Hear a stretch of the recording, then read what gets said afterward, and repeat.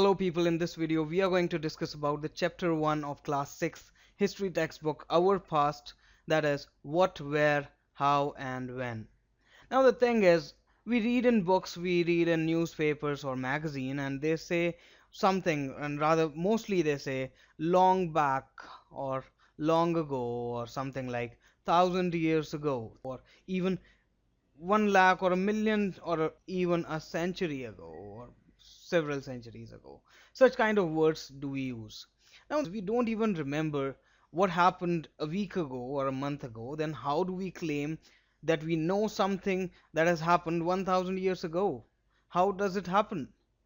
And then I'll say we can know all these things. We can know what food those people eat 1000 years ago, or what clothing they had, or what kind of home they used to live in, whether they were herders or hunters. They were hunters. They used to eat meat by killing animals. Or either they were vegetarian, or they used to have a ruler. They used to have a ruler, or simply they used to decide their matters by sitting in a village, or rather they were merchants, or they used to have merchants in those eras. Or even we can say whether they were priests of some kind of religion, or they were painters or artists, or rather they were chemists, or they were scientists, or anything else like that. We can even tell whether they used to play what kind of games, rather indoor games or outdoor games, or rather what kind of stories they used to hear, the stories that they used to hear. We can tell all these things, we can.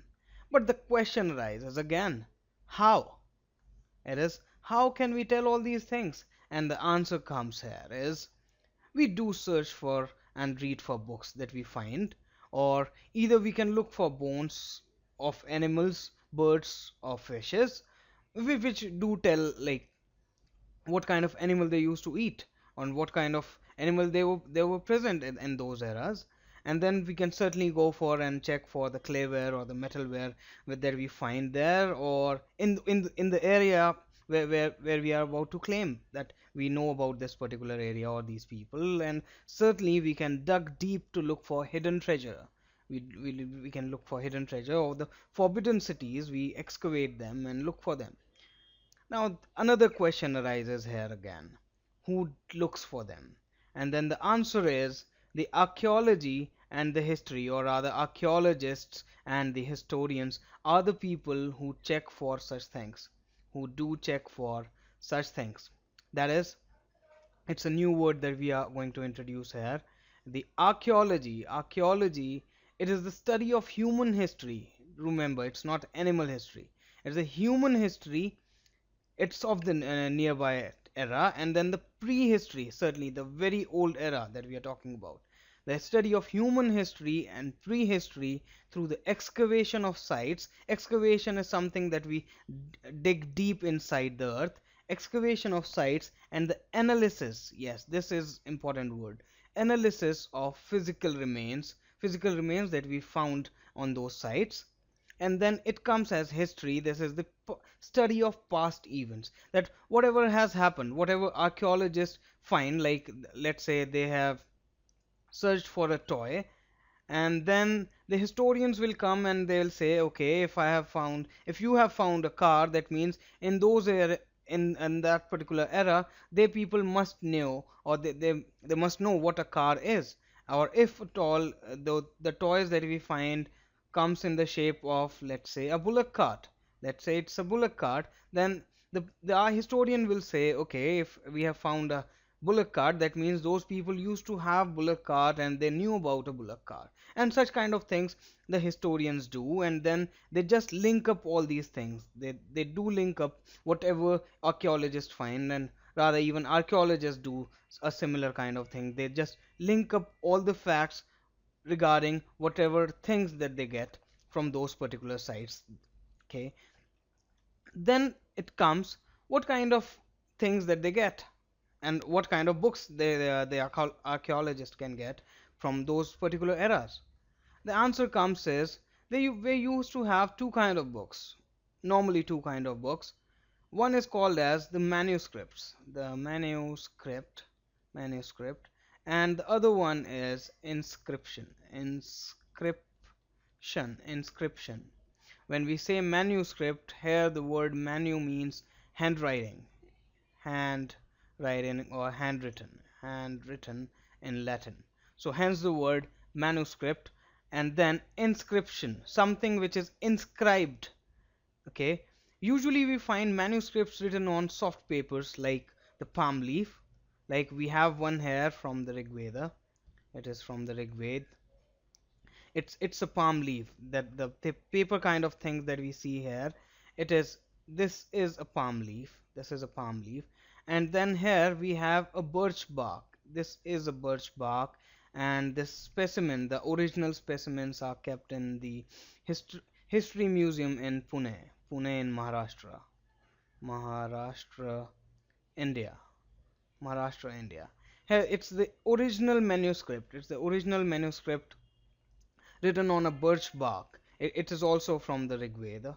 It's also from the Rig Veda, and the books on Rig Veda that we read today in English or in Hindi or in whatever language that we read are being deciphered, or rather are being translated from this particular original manuscript. And then here comes the inscription. Inscriptions are something, or some kind of language which is engraved on a stone with chisels and hammers. So here it is, this particular inscription is from Armenic, in this Armenic language and the Greek language, in the era of Ashok, which we have found in Afghanistan and nearby area, Afghanistan. Okay, and now let's hear another word, that is decipherment. Decipherment. We are just enriching your vocabulary here. This decipherment, or the word decipher, it means coding from one language to another. It is coding, or decoding rather, decoding from one particular language or the old language to a new language. It's not translation. Remember, it's not translation, it is rather understanding these words. For example, here we see a particular kind of figure. It looks like a lion, and hence we just decipher it, and we say it is an L that we can keep in the English language. Well, this is an inscription from the Egyptian history. Okay, that's hieroglyphic script. And then we can also search for, that is, the archaeologist can also search for clayeware or metalware. Here we have an example of a pottery. This is a clayeware, certainly. This is an example of a coin. Just check what kind of coins do we have today. We have a circular coin in today's era, and in those times it is from the Mohenjo-daro. In those times they used to have these kind of square or kind of rectangular kind of shaped coins. These are coins. So such kind of things do tell us like what kind of people they were. Well, if we find a coin, then we can say they used to have commerce. That is, they used to have commerce, or what kind of trade the people used to do. If we find pottery, and especially if we have such kind of designed pottery, then we can say they used to have craftsmen with skills. It is quite something which is logical, and even we can, or even a normal person can do. So certainly I won't say that the historians are a normal person, but certainly they have an extra knowledge that they can tell us what kind of art form they had, and they do tell all these things.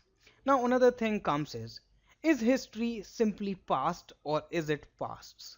Then we say it is not just past, but instead it is the pasts. It is several pasts. And also, if we check the title of the book, it says our pasts. That is not telling about single past of particular one person or particular one civilization. We are talking about several pasts of several people living in those civilization. For example, if we say there are civilization, let's say we talk about a civilization, Mohenjo-daro. Well, this is quite a tedious name, and it's a civilization that used to live nearby India, near the Indus Valley, Indus Valley, Indus Valley. Well, when we say Mohenjo-daro, then we not only talk about this particular civilization, we talk about the people who were living in this civilization. And when we say the people living in this civilization, it includes the craftsmen, it can include the painters, or the, we can say the painters. It includes the carpenters, it includes the carpenter. It includes the leaders of those era, it includes the leaders, it includes the women, it includes the merchants, and all such kind of people. It's a long list. Then we can say that it was not a past of just Mohenjo-daro, but it is the past of the painters living in those era, the leaders of those era, the women of those era, or the merchants of those era, and even it includes the kids like you, or the kids that we see all around us. It's a map of India where we see that where we found several kind of civilization. The prominent ones that we see is this particular one. It is the Indus Valley civilization, where we see this. This is the Indus River, the longest of all. This is the longest river that we see, and the people used to inhabit in these era some 5,000 years ago. And then we have in the lower India area, in the central area, we have this Ganga. In nearby the river Ganga, we had civilization. Nearby river Narmada, we also had civilization. So certainly we do check all these areas, that is, the archaeologists do excavate all these sites, and then we get to know about these past. And then we just tell what date we found all these things.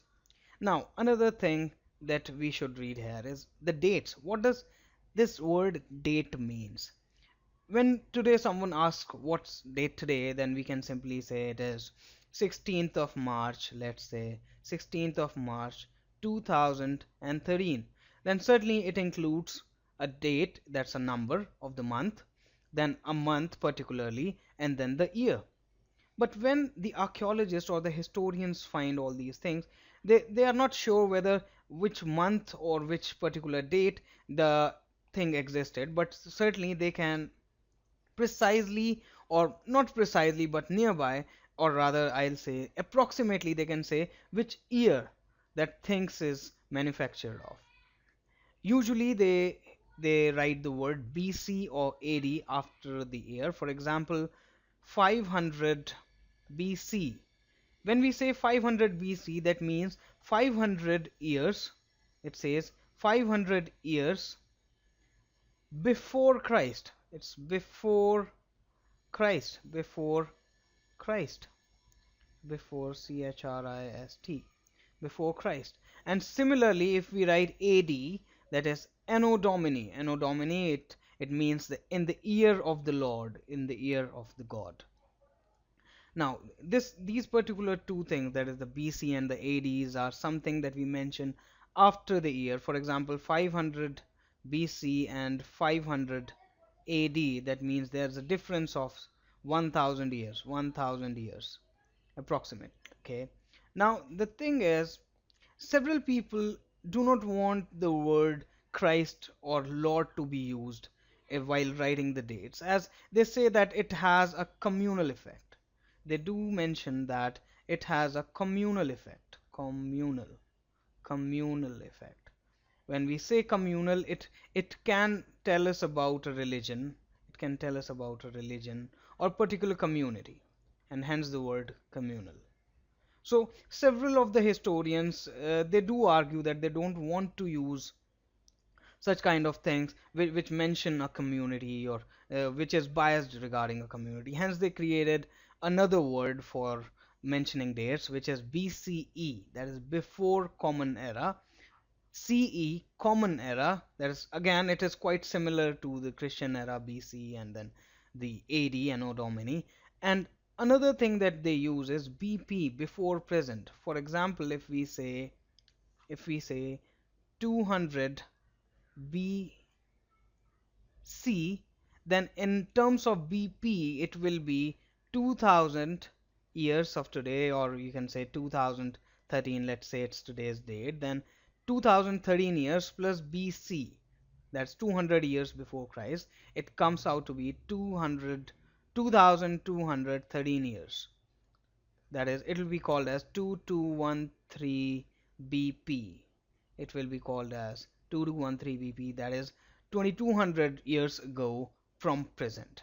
Okay, so in another word we can say BC is equal to BCE and AD is equal to CE. That is, the Anno Domini is equal or it's similar to CE when you see any date in the mentioned in the books, or BC, that is before Christ, is equal to before Common Era if you see in the particular box. I hope this particular chapter is clear to you now. Have a good day ahead. Take care. Bye bye.